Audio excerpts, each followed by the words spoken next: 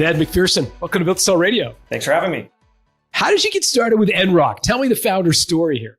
Yeah, sure. So NRock by nature was a consumer analytics growth optimization agency, right? So for those not in the e-commerce space, right, that's more affectionately known as conversion rate optimization, average order value optimization. Basically, we're that team that if you had a website, classic e-commerce brand, and you said, you know what, I'm driving traffic to the site. If the ads are performing better and better, our email program's getting better, how do we prove out a better conversion rate on the website? Meaning for every 100 new folks who come to the site, how do I go from, 2 of them buying to 3 of them buying, right? Or the average order value of $100 to say $110. Well, the solution to that is through rapid experimentation, right? Running ongoing experiments, A/B tests, multivariate testing, et cetera. So that's by nature what NRock was. And my background's in statistics and frankly started in the direct-to-consumer e-commerce space by helping brands make sense and rebuild their analytics stacks.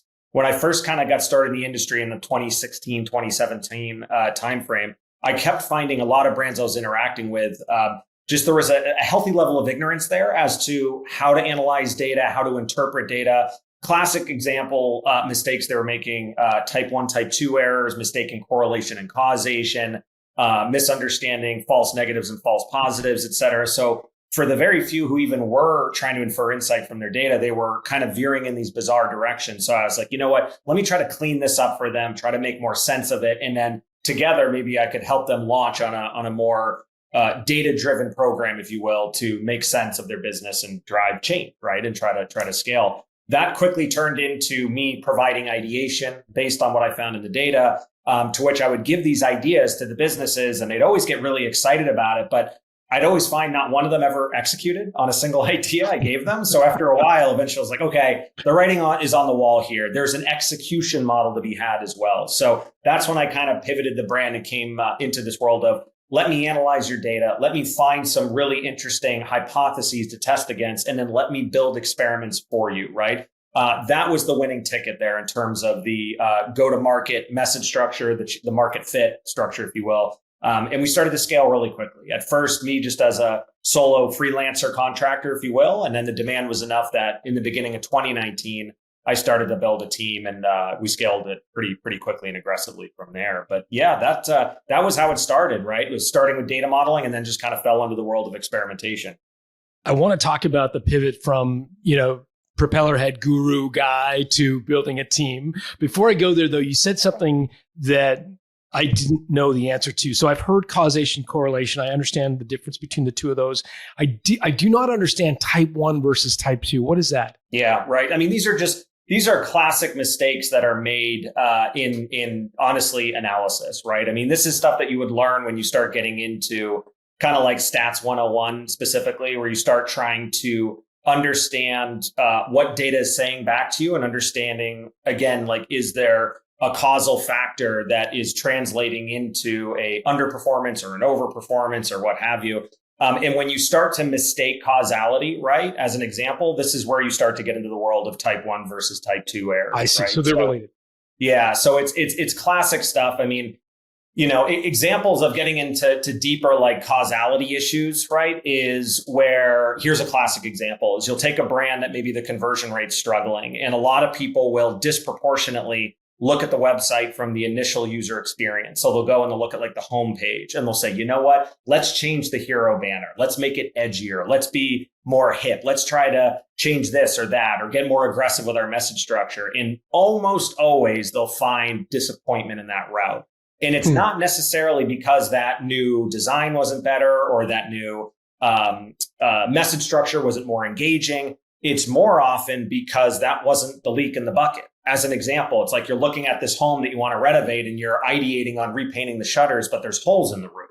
So identifying where the real, we call metrics on fire are, is the nature of where you need to focus. And that's what I mean by getting into like causality, because when you start to figure out where there's really weak points in a funnel or in consumer interaction, that is the tea leaf, so to speak, that says this is the direction of where we need to solve. And frankly, my model's basically just been running experimentation around those metrics. We very rarely get it right on the first go. But the point is, and I guess the reason why we've had disproportionate success over the years isn't necessarily because the ideas are better than anyone else. It's just we know where to focus those ideas, and then we stay persistent, and then you start to see some of those lifts.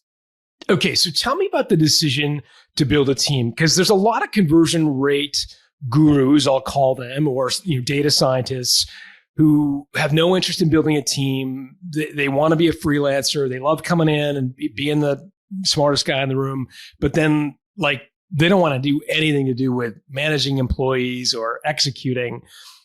But you made a different decision. Walk me through your thinking. Why not stay as an independent consultant? Yeah. I did for about 1.5 years, almost 2 years. And it was great. Honestly, great classic little lifestyle business, right? I mean, very low cost. I mean, very high margin. Obviously, it was really just my time and such, and had some excellent clients. I think I had 5 clients is where I maxed out to. And it was great.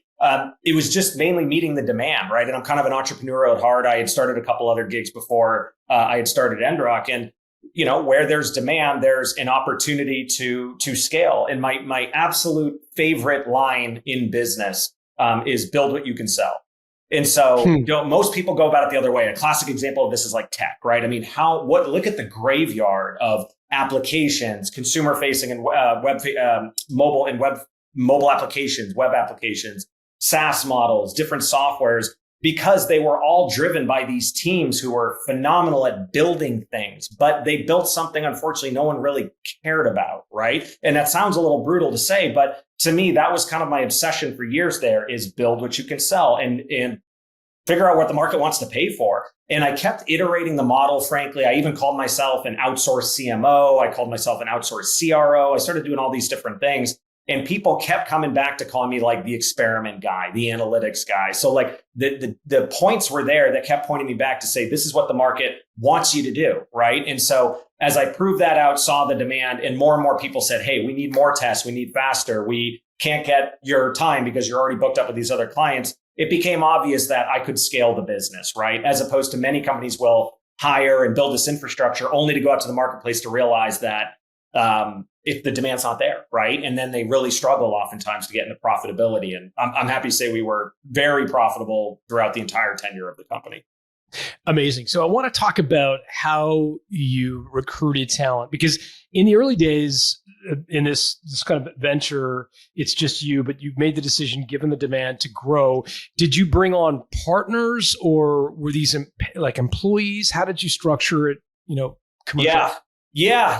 I mean, without getting too much into the personal bit, I had started a few other businesses prior to that. And I'm a classic hard-headed entrepreneur, right?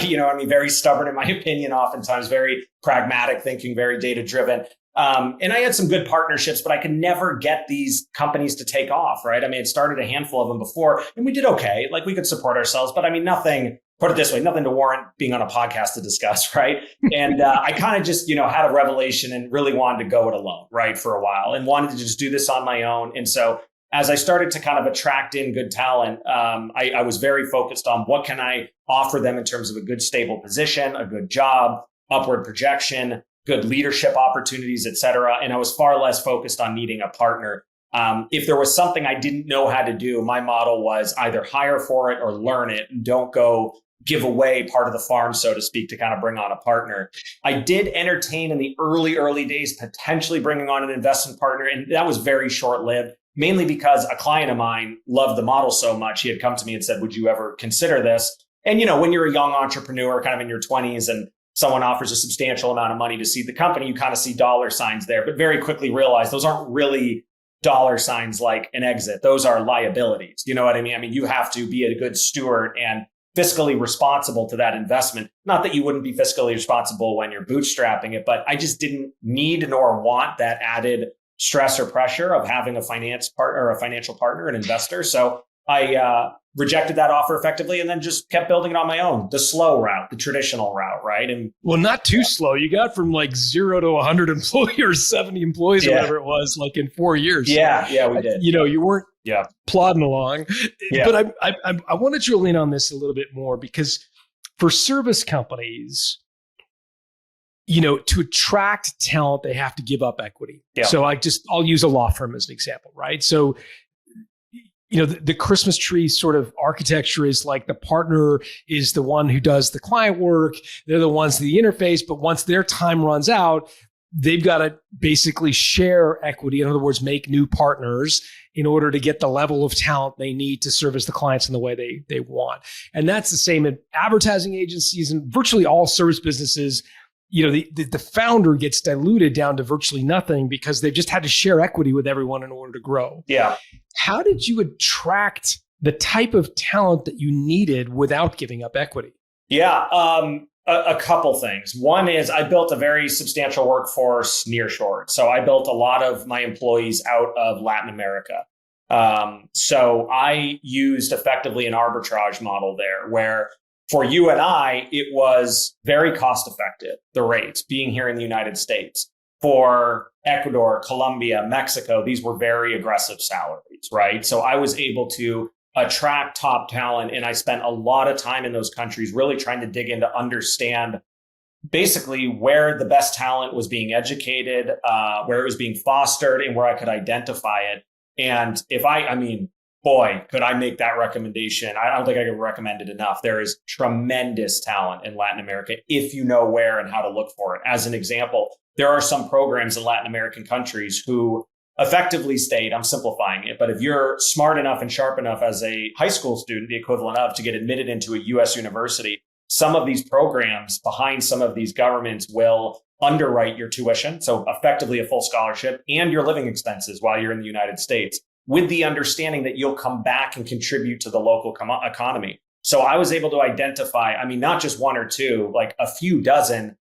Boston University, Northeastern, Penn State, Ohio. These are, great universities in the United States. However, they're living in Medellin, Colombia. They're living in Quito, Ecuador. They're living in Mexico City, and they effectively command a rate that is commensurate with more locale, not with necessarily even like their peers here in the United States, despite having the same degree and graduating from the same university. So there was a great way there to kind of arbitrage tremendous talent at an effective enough rate that we were able to keep our margin high enough that I was able to give a lot of raises. I was able to give a lot of bonuses. I was able to build a very strong, aggressive compensation model for people, even for a small company, right? Things that would mirror some of the big companies. At the same token, I was very kind of centric with teams about what the end goal was, right? Which, by the way, was not to exit. The goal was to become the absolute go-to agency for all things. We call it post-click optimization. That's experimentation, A/B testing, multivariate testing, what have you. And then I kind of painted the vision that as we grew, there would be virtually unlimited upward mobility for them, not only on a compensation scale, but also on a leadership scale. So I painted out that right now we called them growth leads. They were our kind of like senior most people. There's a growth lead, then there's an account manager underneath them. Soon there will be a head of growth leads. Then there will be a department overseeing the pods. Then there will be a senior management team overseeing them, and we'll build up this typical corporate hierarchy. And basically to imply upon them or to impress upon them that the longer you stick with me, the harder we work together, the more value we together as a team can bring, the higher the propensity for you to be at the top. And super honestly happy to say some of those folks who started with me in the early days stayed with me all the way through and saw a pretty decent cash windfall because I included them on part of the exit there. Did they have options, or was it just a gift that you gave them? No, this was part of the This is part of the flow of funds. Yeah. So this was they didn't know it was coming. This was mainly like I told you I would take care of you type of thing, right? And I made good on my word. And so kind of went to bat for them in order to get the equivalent of options, if you will, in the parent company ended up building us. But at the same time, out of at least the cash component of what I took, there was a whole piece carved out there for them, right? Some of my senior leadership. So, it's just constantly trying to paint the vision for folks and make sure that they're staying aligned with that, typical CEO things, but at the same time, finding ways to stay profitable, but arbitrage, I would say, lesser expensive talent that is equally as talented, if you want to call it that. So I'm going into LinkedIn and I'm searching Columbia, Boston University, marketing, like those three words. And I'm trying to find who comes up. Is that how you're finding these people? No. So I built relationships in country, right? So as an example, like in Colombia, they have a great organization, Pro Colombia. They also have one out of Medellin called Ruta N. And these are effectively arms. They're non-for-profit, I don't believe, but they're basically arms of the government to try to encourage and spur international investment, exposure of local talent to international companies. So just classic stuff. I spent a lot of time on the ground in those countries and started to meet folks and hear about it. I'm located here in Miami, so obviously they have a heavy presence here. And then as I just met people and built relationships, I started getting introductions and then frankly capitalized on the existing introductions. So my very first developer I ever hired, he was a tremendous developer. And, when we started to grow and I was like, we need a second developer. He's like, I can get one, no problem. I was like, we need a designer. He was like, one of my best friends is an award-winning designer. He's still our head of design today, right? 5 years later. So, just using my existing workforce to be introduced to other folks, right? That classic model also did it. And then, just honestly really tried to do my best to take care of the employees, the absolute best that I could all the time. How did you structure it legally? Like, were they employees of Enrock or subcontractors? How did you structure legally? Yeah, great question. So at first we just did international, right? Which is, hey, look, I can't give you a proper contract in country, but I can give you a international contractor payment. And then you got to handle all of your own taxes and securities and benefits, et cetera, internally. And I just naturally paid them commensurate with that. So they'd have a higher payment. After not very long, we ended up effectively incorporating in some of these countries in order to legally provide that, which, by the way, turned out to be a whole profit center. So this is kind of Amazon-esque, not to get ahead of my skis on this question, but we ended up going about a year and a half after that. And I started to notice clients were asking me, they'd say things like, hey, love your team. Everything's great. I'm curious. How do I get a designer like yours? I know they're based out of Bogota or Medellin or Cartagena or whatever. I'd love to do it. I'd assume you're paying less than US rate. And I'd say, yes, I am, of course. And then when they heard about it, they were like, please help me find someone. I need an executive assistant. I need an account manager. I need a designer, a developer, whatever. And so I basically just said, well, I've got a constant influx of leads coming in. If we find somebody that's not a good fit for us, but might be good for you, I can put them on my payroll, give them my benefits package, and then just bill you a fee. And that turned out to be what was a cost center for us, turned out to be a profit center for us. So we were able to monetize, that too, which turned out to be a whole ancillary business model that, by the way, did get wrapped up in our acquisition too. So that worked out really well. But yeah. I find that just incredibly fascinating. And again, very unusual in a services business that the founder would be able to retain 100% of the equity. So walk me through how big did you get this company? So and if I'm getting the numbers right, 2016, 2017, you're kind of a hired gun, lone wolf. You make the decision. There's a lot of demand here in 2019. You start to hire people. Like, how big did you get before you decided to sell? Yeah. So my first hire was like literally January 2nd, 2019. So it was exactly at the beginning of the year. And we ended up selling on December 4th, 2023. So it was almost to the month 5 years, right? So in that time period, we were able to scale up to our run rate was about just a bit over 7 million in revenue. When you looked at our total, run rate on an annualized basis, our trailing 12 months on that would have been closer to 5 million, right? Just because obviously we were growing so much actually right there at the end before we sold.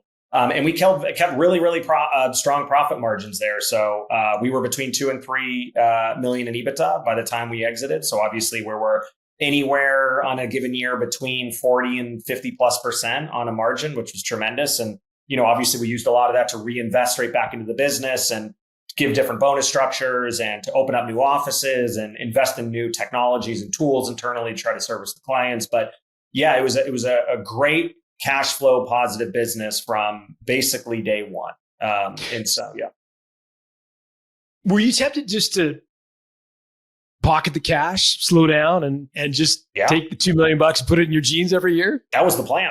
That was literally exactly the plan. I wasn't trying to sell. That wasn't the intention. Honestly, we were just cruising along to give you the actual story, what literally happened here. Yeah. We were humming along and we had a great 2022, 2023, started a little slow, but we were really starting to pick up kind of like right around this time, the very end of Q1 in 2023. I had just planned out like this whole new investment structure on things I wanted to go into, this new software model I wanted to build for the company.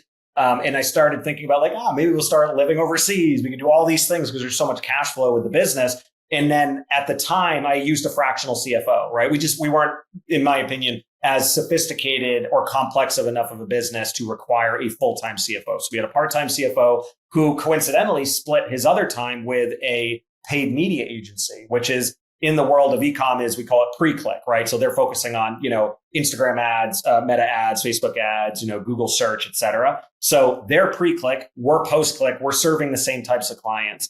Their CEO flew down to Miami and we had like a 4-hour lunch together one day. And he basically, outside of getting into let's talk about if we have a good cultural fit, he had proposed something very interesting to me, which is he's like, look, you may not be looking to sell, but understand the economics of multiples and risk premiums that are inversely related here. And so I basically got a little masterclass there on understanding how, even though we're a 2 million EBITDA business and they're a $2 million EBITDAs, at 2 million EBITDA, you're going to get maybe a 5, a 6. If you're really attractive, maybe a 7, right? I think that's times. Yeah, times EBITDA in terms of your valuation. So his whole model was like, look, we have a model here where we could be 2 + 2 = 6. And what I mean by that is your 2, my 2 together as one company. If we can hit 5, we're immediately an 8. That was effectively how he pitched me. And so effectively your 50% is worth more than your 100%, if that makes sense. So that's when I started to really think about, okay, maybe there is an interesting scalable model here. And the original plan was to come together as a unit, get to that point, try to get some private equity backing, and then just start to gobble up other smaller agencies and then turn this into a large exit at some point. In that process, Todd, who introduced us, who was the banker who represented me, came into the fold and we started chit-chatting. And basically the gentleman who had connected us, who was the founder of the former agency, connected me with Todd so I could learn a little bit more about how risk premiums worked, how private equity valued companies, what they would like, what they would not like. So no kidding, in our first call, as I was giving him kind of my spiel and very much like I shared with you today about what Enrock is, he kind of interrupted me partway through and was like, I got to tell you, I have a bunch of different agencies, large ones out there. You're exactly what they're looking for in their acquisition prospectus. For your education only, would you be okay if I just circulated some of your materials with them? And so I said, sure, why not? Can't hurt. No kidding. The next morning, he texted me and he said, all 3 want to talk, quote, ASAP. And whether that was exactly accurate or not, I would give him the benefit of the doubt. I think it probably was, given how it went. But I was like, all right, we'll see if this is legit. So I started having these calls. And sure enough, I had these really fascinating calls with these large agency owners. They're doing 30 million in revenue, 80 million, 100 million, 200 million in revenue. And most of them said the same thing. We have not been able to get our conversion rate optimization division to fly. We cannot get it. You guys are 100 and whatever clients. You're a pretty substantial team. Would you ever consider an offer? I didn't really answer those questions. I kind of dodged it. And I talked to Todd and he told me something very wise, which was, he said, you're going to get an MBA and how this works. And most importantly, understanding where your business is weak and what you need to work on to get better enterprise value. And that sold me. And I said, you know what? Worst case scenario, I engage him, relatively low amount of money. I'm going to get all sorts of understanding from the market as to what they like and what they don't like. And I'm going to take it back and go work. And then long story short, the offers started to come in and I had a number in mind that I thought the company was worth and basically had thresholds above that I would take this very seriously if they came in higher. And one of them came in a little higher. One of them came in way higher than I thought. And so that's when things really started to get real. And what was your number? Say again? What was your number? Yeah. So again, as mentioned, 2 to 3 million EBITDA business. Typically, you're probably looking at like a 5 or there's loads of variables that change. Don't get me wrong, but I was assuming I'd be a 5 or a 6. If someone really liked us, maybe a 7. We came in multiple turns ahead of that. Like, put it this way, ahead of what I even thought we'd be at 5 million. So we got, and this is probably, I don't think there's any data to back this up out there, but from all the conversations I've had, which are probably 50, 60 conversations with agency owners, I think we probably got the highest multiple of any agency that size that I've ever heard of, right? So, and it was on top of the valuation, the way the deal was structured was very attractive to what I wanted to do. It was just a no-brainer, right? It really was. It was a no-brainer offer. I loved the group that was proposing it. The founder and I just immediately hit it off. We were talking about golf all the time. We had a lot of synergies there, And we just really hit it off. So culturally, I thought it'd be a good fit. The number was more than right. And I went for it. And how did they structure the offer? Like, did they ask you to roll some equity or earn out, or what kind of elements of that? Yeah, what was fascinating about them is I'm in my mid-30s, so my thing was the long game here. I didn't want to cash out. I wanted to go for the longer play. And so I want to say almost responsibly and professionally, they kind of asked me in a way to be like, what are you looking for? What's the best case scenario for you? I mean, it was a wonderful process. Really, it was. I know a lot of people talk about they had difficult processes in an acquisition. This was a wonderful process, and they really listened to me and wanted to hear what I wanted. Then they put the LOI together after that. So my answer was, I want to keep as much equity, roll forward as much equity as I can. I'd like to take enough cash off the table to change some things in my life. But again, as you had referenced before, we were a high profit agency, like things were going really well. It's like, so we didn't need this big cash influx or windfall, but I wanted enough chips off the table to basically make a change in the lifestyle and such. And we did. But I wanted to roll forward as much equity as I possibly could. And they met me there. So we roll forward a very substantial chunk in equity, right? I mean, it's, I don't know to what degree I can share specific percentages, but basically half, right, is equity, right? So yeah, a little higher than normal. So you took almost half of your proceeds of the value. So let me see if I get this straight. Ordinary circumstances, you might get 5 times EBITDA, 6, 7 if things are going amazing, and you did multiple turns better than that. So it's a big nut. Yeah, it's a great valuation. And you took half of that and put it in your jeans. The other half you rolled and became a shareholder. And I'd just be curious to know, are you now a shareholder in your division or a shareholder in the mothership, so to speak, the acquirer of your company? The latter. So yeah, very much the latter. So kind of in that common share structure, right? The same type of share structure that the private equity firm principals have, that the original owners do, the former acquisition targets had. So yeah, very, very much. And that was important to me. And they were very deliberate on that to make sure our incentives were aligned, right? So yeah, now I'm effectively part of a 700 person team and focused on the real end goal now, which is to exit again, right, in the next 3 to 5 years or so. With at this time many business partners, if you will, right, who are other folks on the equity stack there, and then a huge team behind us that we want everybody to win with. So yeah, we just basically the same objective all over again now, just at a larger scale and with a lot more firepower behind us. And the large company that ultimately acquired you is called Power Digital, is that right? Correct. Yeah. Yep. Power Digital, which is basically one of the more recognized agencies that's been around for the last 10, 12 years or so. And as they've grown, they've scaled to be a powerhouse, obviously, in the paid media side, all the pre-click acquisition, but strategically and quite effectively acquired a lot of businesses along the way. And they had actually, you can read up all about this too, about them. They had a really fascinating exit too, where they had sold to private equity. I believe it was in 2019. And then in 2022, they sold again for a huge return. I mean, like industry set a new benchmark for the industry type of return. It was really fascinating. And now we're trying to do it again and yeah, on our way to it. So, how did you do reverse due diligence on Power Digital? You go from, in your own admission, being like, don't play nice in the sandbox, entrepreneur. I've seen that before.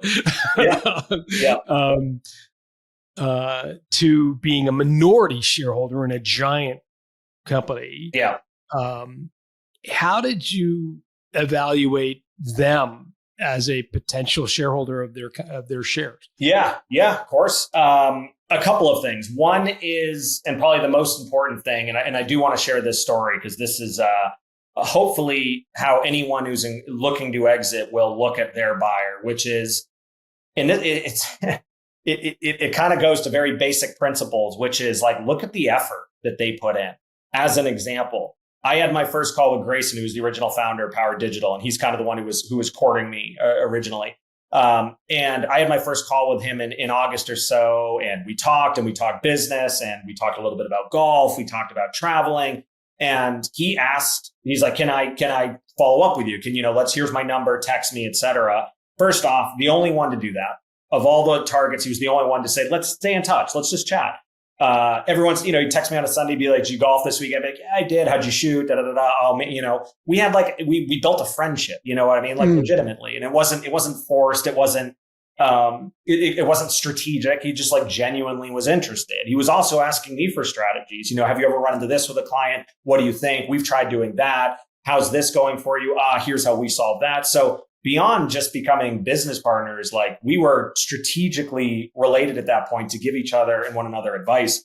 On top of that, the private equity firm Court Square behind Power Digital, when they presented the LOI as an example, and this was really important for me, the other groups just emailed it over. They emailed it to Todd. Todd got on and explained it to me. Court Square and Power didn't want to do that. They got an hour, I think it was an hour and a half block of my time, got on a video call and spent the entire time selling me on why they were a good fit, why our strategic visions aligned, why this was a good offer, and also more importantly, explaining all of the different elements, right? So when you start getting into like PIUs, right? Profit interest, I didn't know what that was. I had never heard of that initialism before. They spent the time, all the time they needed, and they walked me through it and explained it. And then they went through 3 or 4 different scenarios. If we do really well, knock it out of the park together, here's what that looks like realistically. And then every layer below that, right? And the other groups, no one bothered to do any of that, right? And so the level of effort there was evident from day one. So I really want to emphasize that because it made me comfortable.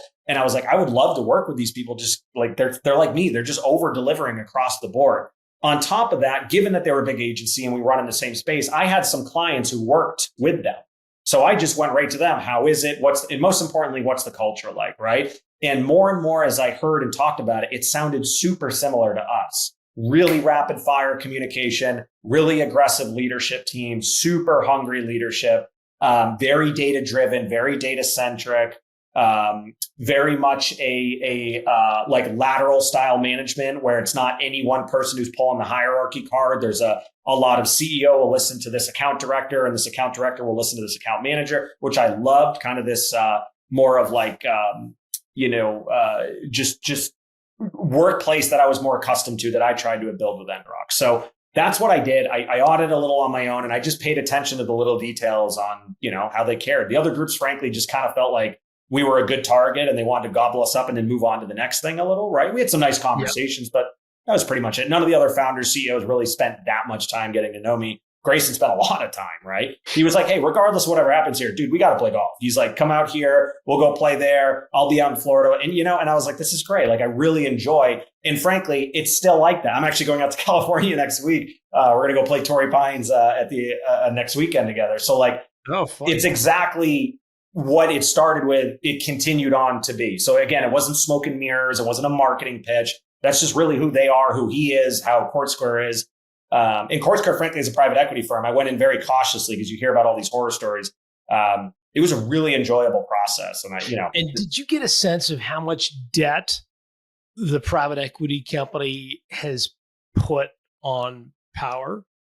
I do know. Yep, I do know. I can't share exactly what that is, but I do know. And again, I got a absolute master's in understanding larger scale, like the basically private equity, right? When they're getting into these larger scale acquisitions and how they use different financial instruments. And it was fascinating to learn, right? And I had to learn this during due diligence in large part because our attorneys demanded learning it, but they were very open book and educated me along the way. So I could answer those questions more specifically. I can't.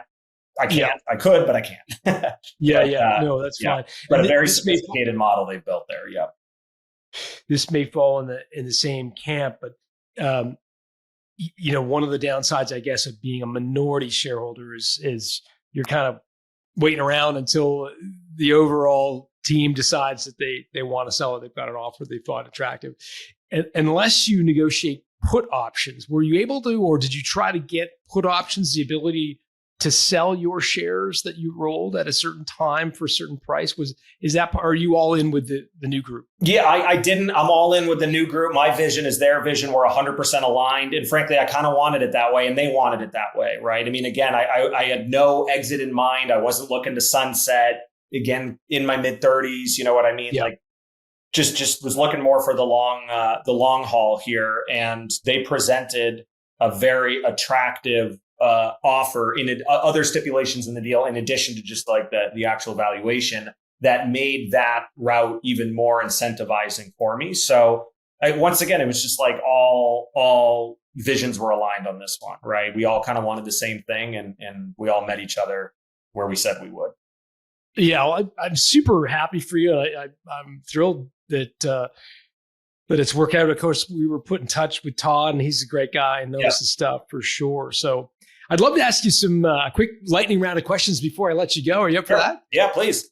Awesome. Okay. You talked to lots of different acquirers. Sounds like they were courting you, not the other way around. But was there ever one who tried to play a kind of slimy trick on you or use your relative naivete about the process of selling a company to kind of put one over on you? I thankfully and truthfully can say no. I didn't. I read about a lot of those. I didn't experience it. I can say one of the groups accused the group who bought me of doing that when they heard about the offer, because they were like, they're just clearing the room. They're just trying to get everybody out. There's no way they're going to actually pay them that. They did. So they were legit. But no, but I have heard a lot of those stories. If I can touch on that really quick, because I think there's an interesting point there. And again, like, look, this is my first meaningful, like big exit, right? When you're getting, deep into the 8 figures kind of thing, like a really sizable, life-changing exit. It's also the first time I've ever dealt with private equity on this front. So take this for what it's worth. I've had one experience, but what I found in the process at almost every turn where something felt like that doesn't seem fair, or why is this happening? Or why are you asking for that? Or why are you cutting me down there? It was pretty much 100% because of my ignorance to how this works, right? So as an example, understanding net working capital adjustments. That was a real learning lesson for me. And at first glance, I'm like, what do you mean? Like there were some elements there where something, we had to cut down on a couple different things, et cetera, kind of towards the tail end. And then when they walked me through and explained it, it's exactly right. It's perfect by the textbook, exactly accurate in what they were asking for. I just didn't understand it. And as I understood it, I became more comfortable with it. So when you hear about some of these horror stories, basically they say, don't always assume, to whomever's listening to this, that, it's because the private equity firm is trying to screw them over. Yes, those things I'm sure happen quite a bit. But in a lot of cases, you got to give the benefit of the doubt of like, maybe it was because the founder just wasn't that knowledgeable in how this works. And that is what it is. You got to get educated on these things.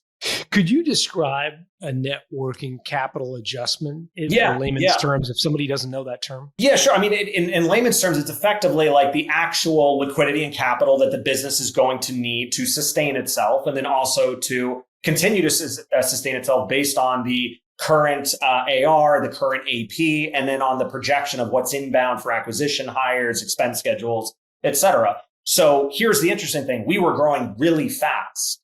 So when you're growing really fast, what are the pros to that? Better valuations, but better multiples, better incentive, all this other things. But what's a potential negative to it? Your net working capital requirement is going to go up.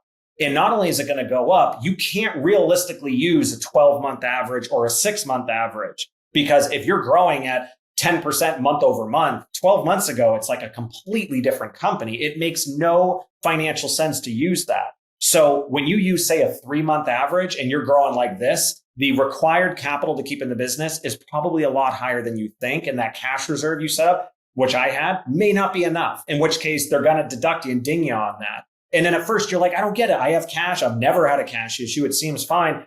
But that's how the math works. You're growing this fast. You've got to continuously increase that. So with that all being said, you've got to understand how these net working capital schedules work, and then be real with yourself. Do you actually have those cash reserves in the business? Most companies probably don't. Smaller, lesser sophisticated companies probably don't. So that's an example of how net working capital adjustment came in and what it is on an elementary basis. Thank you very much for that layperson's description. I've often heard the working capital calculation is the second most important number on a term sheet. Of course, the headline price is what everybody zeroes in on, but how they're going to deal with working capital is another one you want to make sure.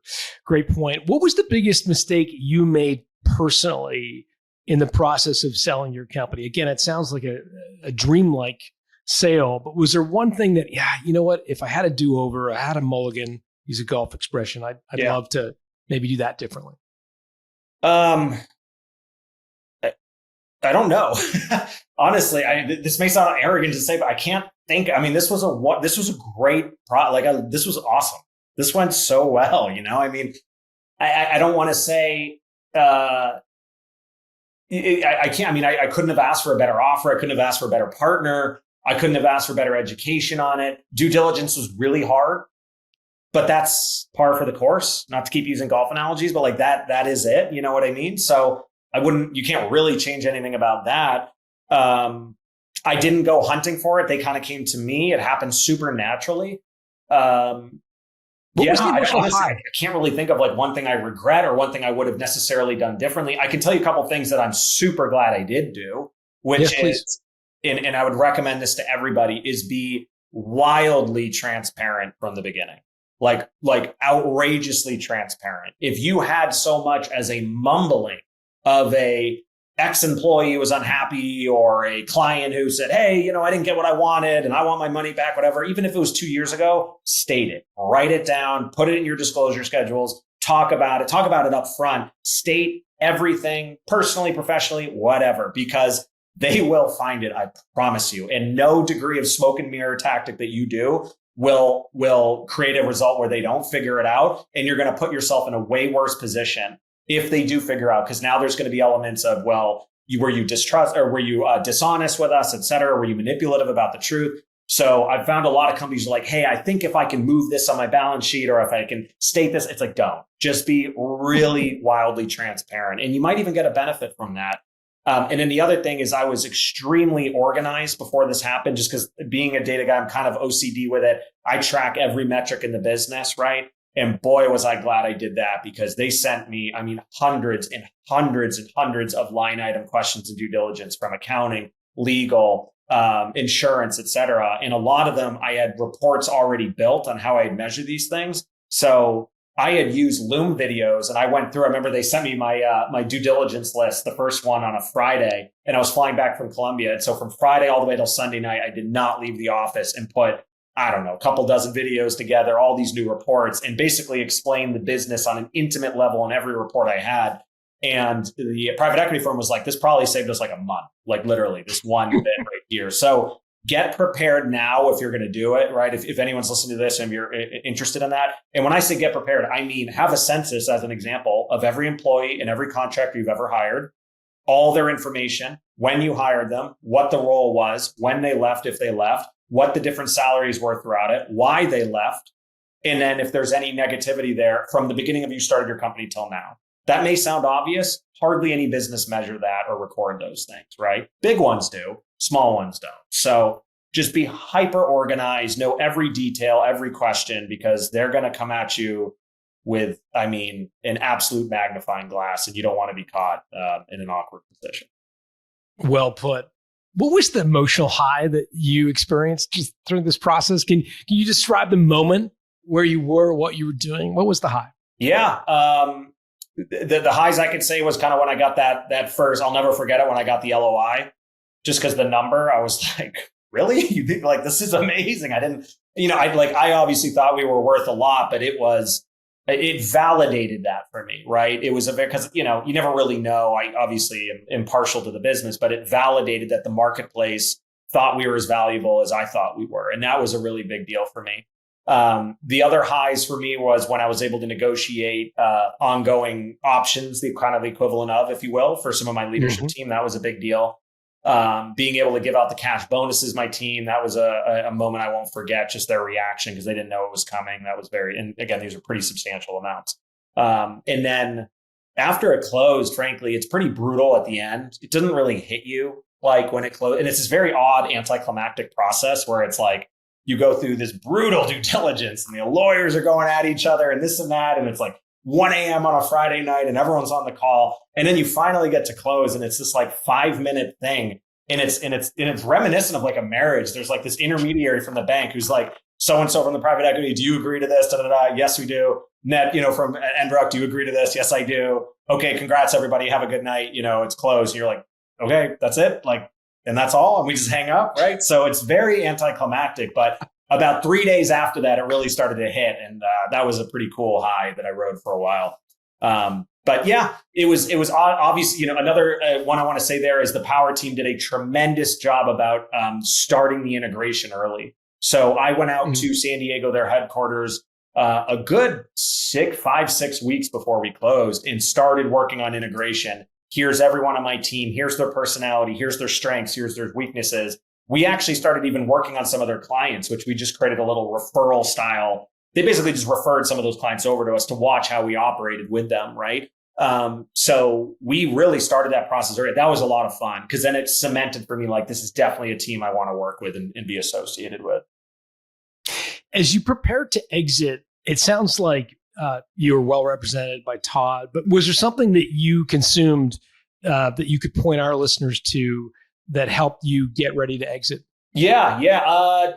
I didn't have, so a couple things there, because it kind of came out of nowhere, remember, because like these conversations started and the LOI hit 3 weeks later, and I went from not even really interested in selling to, oh my God, I'm going to sell, just like that. I can say the attorneys that I used Greenberg Traurig, right? And they were tremendous. Heiza Vargas was kind of the primary who led it for me. She's based out of the Miami office here. She really was patient with me and took a lot of time to explain, because she's on the buy side and sell side. So she took a lot of time to explain, this is how this goes. This is what you can expect. Here's the things we're going to look out for. When this happens, don't be concerned. And she was a tremendous asset. So your legal team is likely going to be a good asset for you. Todd was the single biggest asset for me, right? Todd walked me through the whole thing hand in hand. We talked every day, multiple days for like 4 months, right?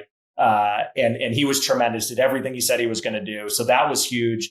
And then I just talked to other agency owners who had exited prior. And then lastly would be, frankly, the buyer, dare I say. I mean, Grayson was a huge advocate for me, right? I mean, I would talk to him when I didn't understand things and we'd chat about it. The folks from Courtsquare, his name is Brian Schmidt and Ed Crotty were the two who were kind of leading the deal. If we were on, I could call him anytime. I don't think he ever missed a single phone call of mine. And he'd be like, what's on your mind? Let's talk about it. Like, does this not make sense? And it wasn't always just like, hey, Ned, you're wrong. This is how it goes. Sometimes he's like, you know what? You're right. I can see why that doesn't make sense. Let me get back to you. It was a very collaborative process. So I didn't have any traditional resources that I was spending time with that got me prepared for this. There are loads of them out there, like your podcast as an example. But I didn't have much prep going into it. Thankfully, I had a great acquirer who was patient with me. I had a great legal team. I had great banking representation from Todd. And then just other folks who had kind of seen the success of Enrock and were rooting for me, who gave me bits of advice as well along the way. Last question. Would you buy yourself as a trophy? So a couple things. So one thing that was cool is, in addition to the deal monument that we got, Grayson and the CEO of Power, Jeff, are big golfers too. So they got me a Scotty Cameron putter with our company names engraved on it. That was a really cool memento, right? And then I bought myself I'm a car guy, so I got myself another car. What'd you get? Yeah, I got a Ferrari. So I'd had my eyes on an 812 for a while, kind of the big, last of a dying breed, the naturally aspirated V12. So yeah, it was a lot of fun. So that was on my list for a long time as a congratulations to myself. So yeah. I'm a huge believer in having a physical monument to remember an amazing achievement. Yeah.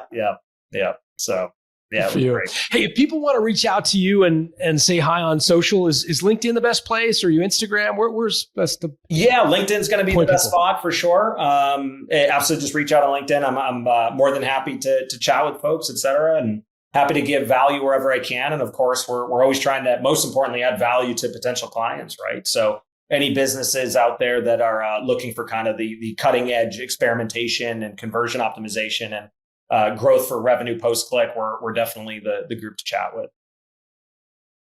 I love that. Pre-click, post-click. And we'll put all that in the show notes at builttosell.com. Ned, thanks for doing this. Awesome. Thanks so much.